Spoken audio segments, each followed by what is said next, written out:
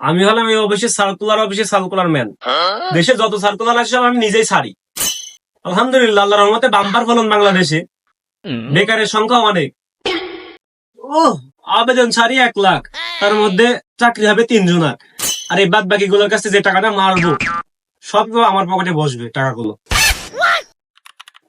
আমার তো মনেই নেই, আমার গার্লফ্রেন্ড আমার কাছে একটা ডুপ্লেক্স বাড়ি চেয়েছে। বাড়ি দিতে হলে তো আমার এখন সার্কুলার ছাড়া লাগবে, যে একটা আবেদন ছেড়েই দিই।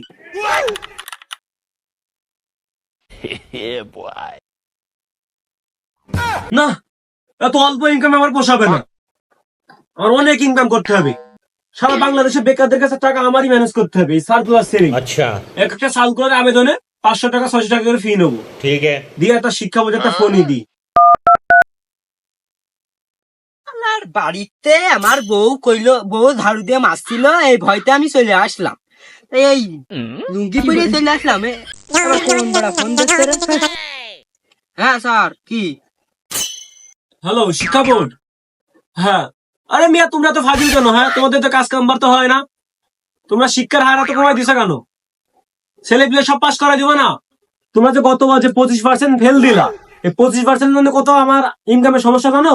আরে ছেলে পিলে আবেদন করবে, তা আপনি যে 1 লাখ সার্কুলার করেন, তাই এর মধ্যে আপনি যদি 3 জনের নেন স্যার, তাহলে কি ছেলে পিলে কি আর এই চাকরিতে আবেদন করে স্যার? এইভাবে করলে তো হবে না। আপনি দেবেন, টাকা নেবেন, সমস্যা কি? আপনি এই সার্কুলারটা একটু ভালো করে দিয়ে কয়জনের চাকরি দিয়ে দেবেন।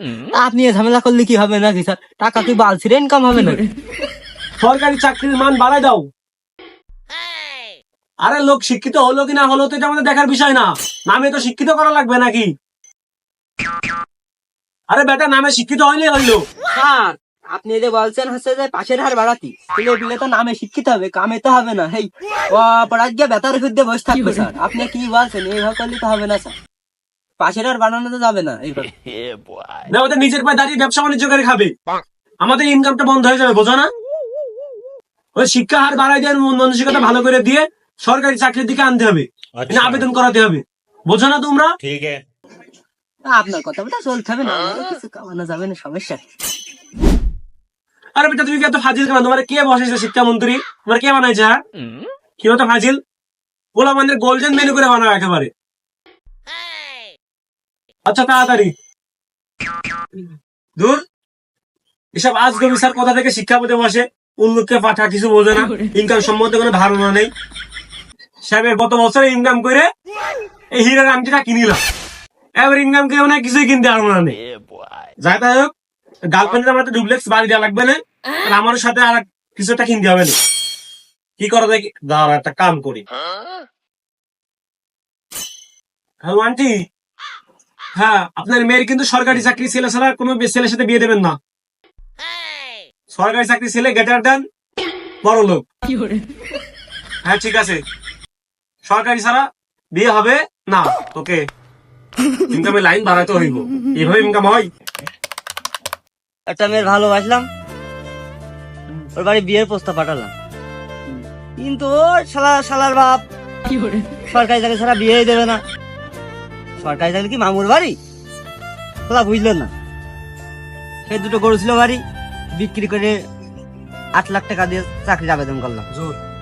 সেখানে খালাম গোয়া মারা। তারপরে প্রতি মাসে 6-7 টাকা লাগে আবেদন করতে। সে বাল বিড়ি খাওয়া টাকায় থাকে না। আল্লাহ, তুমি আমার মাফ করে দিও। আমি যা করছি সব পরিস্থিতি শিকারে, তাছাড়া আমার কিছু করার নেই।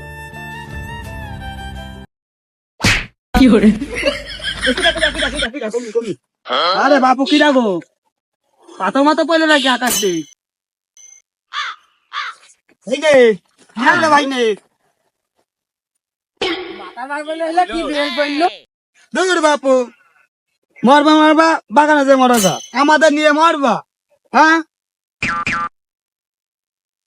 সুমন্দি আমার মাথার হাড় গুলো সব ছাপিয়ে দিয়েছে। সুমন্দি, বাগানে যে বিষ খেয়ে মরতে পারিস না? আরে শালারা, আমার তাহলে আম পাচ্ছি না, মনে দুঃখে কিলা মরতি শালা, তোদের জন্য মরতে পারলাম না।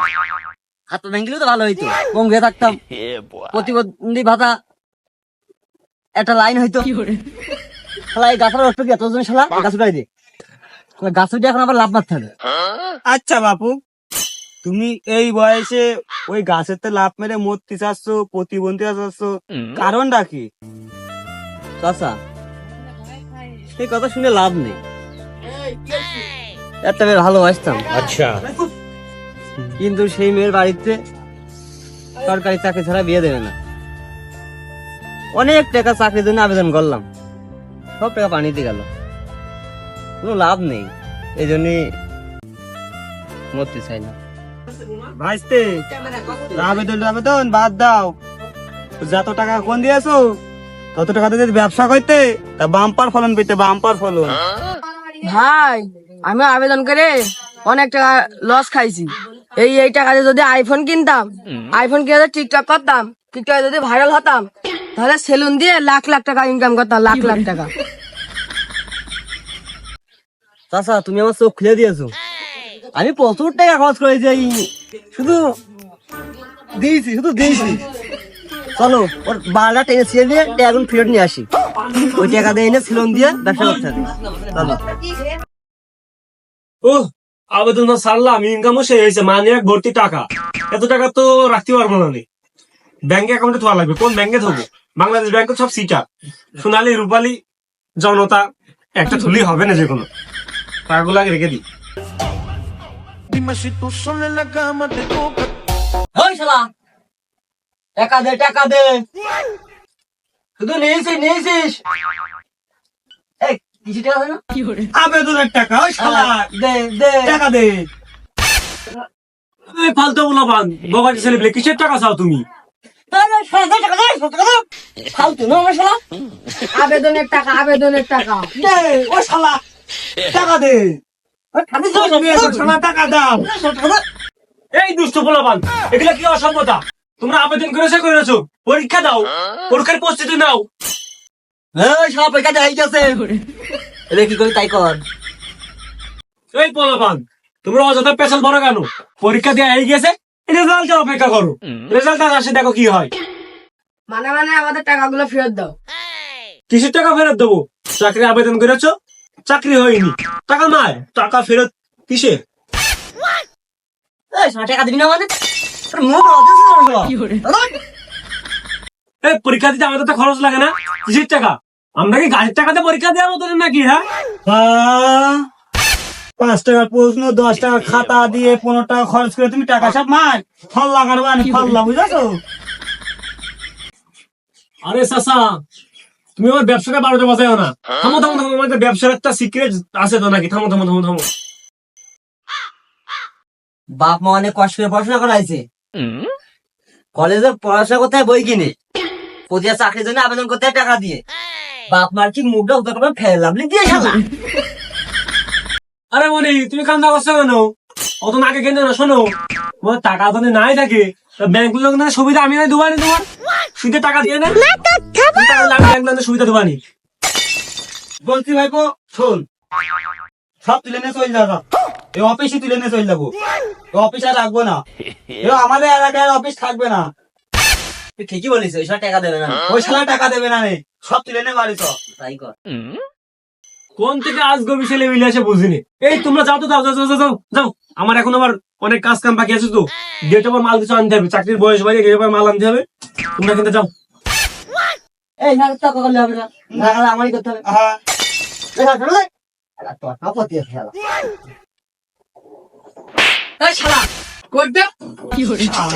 বাবু কি করো তোমরা? তোর অফিস থাকবে না আজকে।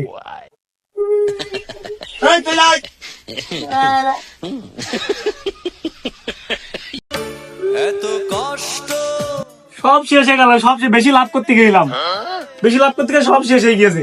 একটা হাইব্রিকেটের পাল্লা মেরে সব লাভ করতে গিয়েছি। এই হাইব্রিকেট গাভি, এই গাভি সব শেষ। এখন ডুপ্লেক্স বাড়ি দেবো ওখান থেকে, ব্যাংক অ্যাকাউন্ট তো সব শেষ, মানি ব্যাগও নিয়ে গিয়েছে, ল্যাপটপ তো সব শেষ, ইনকাম করবে এখন, আমার চাকরিটাও শেষ হয়তো।